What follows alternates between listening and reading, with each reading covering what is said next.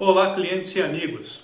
Para quem ainda não me conhece, meu nome é Bruno Maido, sou advogado militante no litoral do Paraná e dando seguimento à nossa série semanal de vídeos com esclarecimentos jurídicos, vou tratar hoje sobre a contravenção penal de perturbação do sossego. Bom, a Lei de Contravenções Penais é da década de 40 e traz alguns artigos que seriam aqui delitos de menor potencial ofensivo. Entre eles, a perturbação do sossego em seu artigo 42. Lá diz o seguinte: perturbar alguém, o trabalho ou o sossego alheios. Tá? Aí ele tem 4 definições aqui sucessivas, que é o inciso 1º, com gritaria ou algazarra. Inciso 2º, exercendo profissão incômoda ou ruidosa, em desacordo com as prescrições legais. Inciso 3º, abusando de instrumentos sonoros ou sinais acústicos. E 4º, provocando ou não procurando impedir barulho produzido por animal de que tenha a guarda. Pena: prisão simples de 15 dias a 3 meses ou multa de R$200.000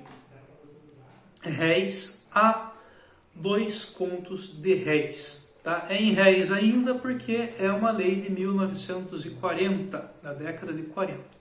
Tá? Enfim, a perturbação do sossego é um delito de menor potencial ofensivo.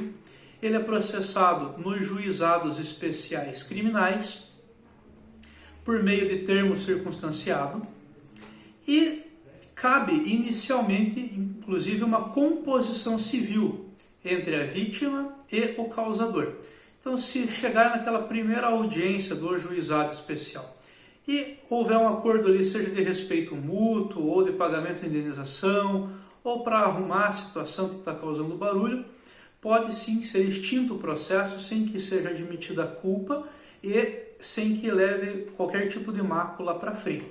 De todo modo, se a vítima não estiver disposta a fazer acordo, o Ministério Público, enquanto titular da ação penal, poderá propor posteriormente uma transação penal, que também é um acordo, aí já não com a vítima, mas com o Estado, em que você igualmente não admite culpa e se compromete a não se envolver em nenhum tipo de delito nos próximos 5 anos, mas que você paga algum tipo de indenização ou alguma prestação de serviços estipulado aí pelo promotor de justiça. Tá? A questão mais importante aqui da perturbação do sossego, que suscita muitas dúvidas, é a questão de que não basta que você incomode somente uma pessoa, tá? O que é muito comum em condomínios. Às vezes um barulho de televisão alta que está incomodando somente um vizinho, ou uma batida de salto para o vizinho de baixo, né? Salto de sapato. Não, é preciso que você incomode uma certa coletividade, que isso passe de uma única pessoa, tá? Porque o sossego não é a alguém, ele é alheio, ele é a terceiros, tá? E isso é uma questão muito importante, principalmente quando se trata de condomínios. Colocando aqui condomínio, animais e crianças é a fórmula perfeita para a confusão, né? E a perturbação do sossego não se presta a dirimir esse tipo de conflitos, mas sim quando o barulho transpassa a qualquer situação normal. Tá?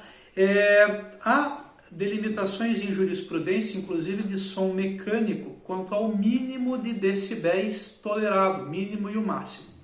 Contudo, é muito comum questionamento até nas audiências e a Polícia Militar não tem, via de regra, o decibelímetro, que é o aparelho que mede o volume.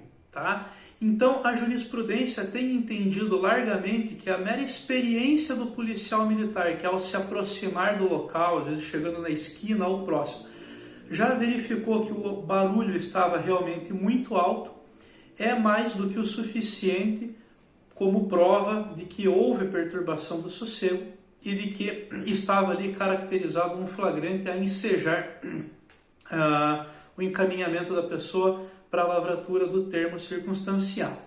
Tá?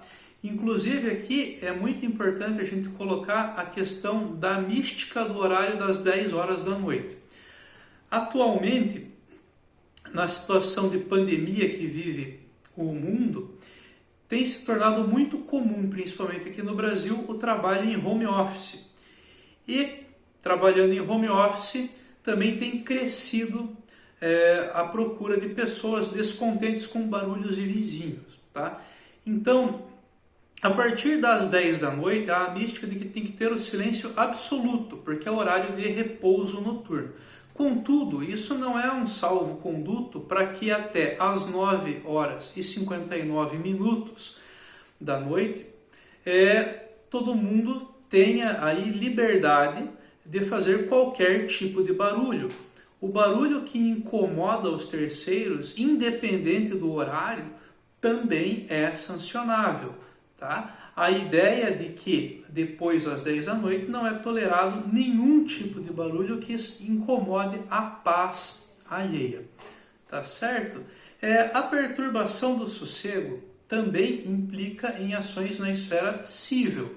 Não é porque você está tratando a questão no ponto criminal e às vezes, muitas vezes, de maneira infrutífera, que você não possa mover ações cíveis aí, seja de obrigação de fazer ou de não fazer, para impedir a pessoa de fazer aquele barulho, seja até reparatória por danos que essa pessoa venha causar, até mesmo materiais, quanto morais, pelo transtorno e pelo desgaste experimentado por quem está sendo vítima desse excesso de barulho.